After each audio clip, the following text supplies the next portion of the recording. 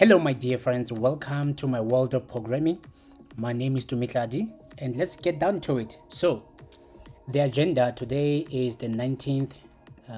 So we started this mini series from the 13th now until the 19th, where we are looking at this feature called the trials and subscriptions feature, right?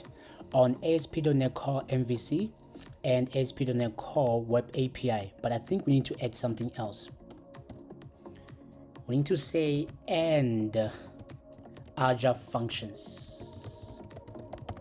Right. So the reason being, please go and watch part 1 all the way to part 5 before I talk about this guy, right? Before I talk about part 6. So with that being said, I'm gonna highly recommend that you check this personal YouTube channel of mine. I know you'll find it very helpful.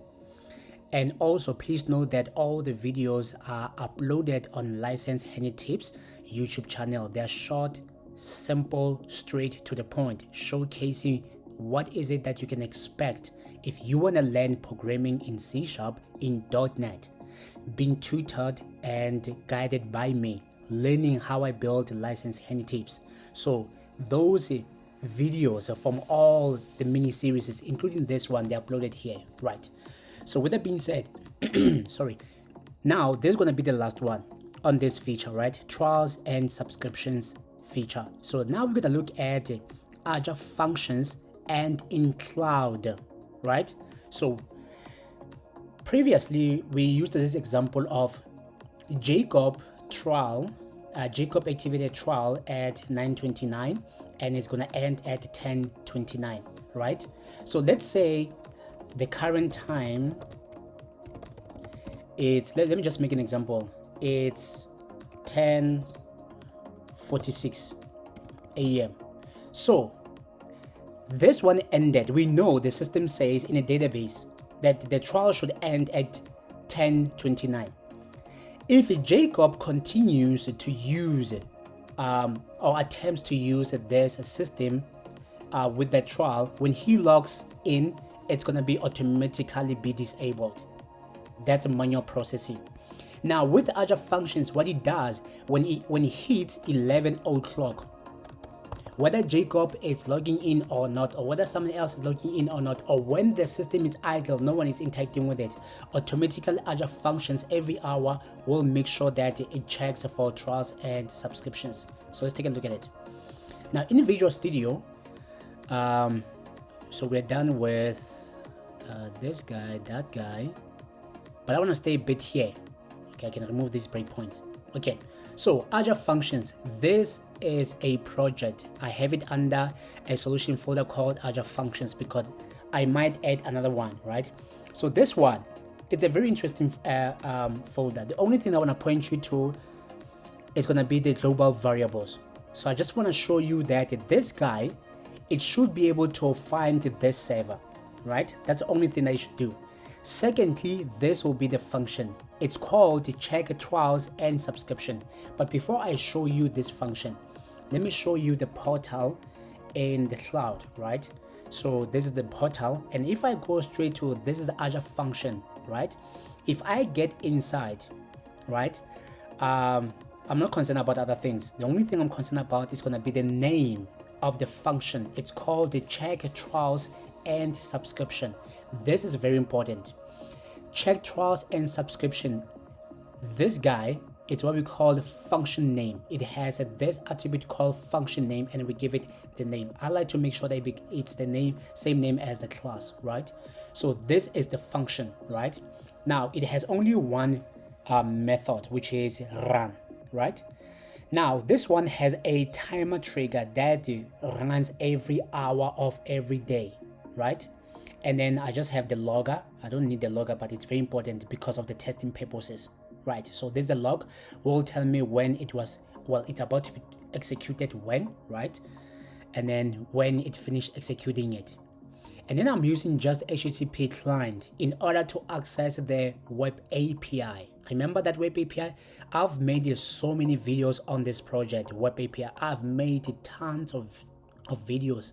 You'll find them on Licensed Handy Tips YouTube channel, right? So this is what I'm showing you, the power of web API. Some call it a backend, some call it web service, other call it RESTful service. So this guy with HTTP client, he will give me a way to speak to this guy, right? Using that address that I showed you, right? The server.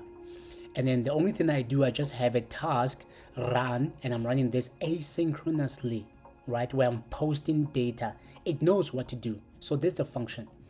Now, if you go back to the portal, right? So this is the name of the function. If I now drill deeper inside it, I just have a more information. So one of the things I want to show you is this integration. Now this integration, it will show me the entire layout or the design of this function. So which I have the trigger, it's going to be the timer type of trigger. I do not have any inputs and I do not have any outputs, but from here they want to go and hit this check trials and subscription. So when I tap on it, it's going to take me to code and test. So this is a hefty nice little window that helps you to test it, because remember, this guy, it moved from my local development machine and I deployed it into this production server, right, which is Microsoft Azure. So here, if I switch now to say file system, it's okay, right? So this is the trigger timer, right? So it knows how to bundle everything. Don't worry about that. So, but the most important thing I want to show you, well, I'm not going to be able to show you because I'm not going to be able to test this. But every hour, this guy, oh shoot, I should have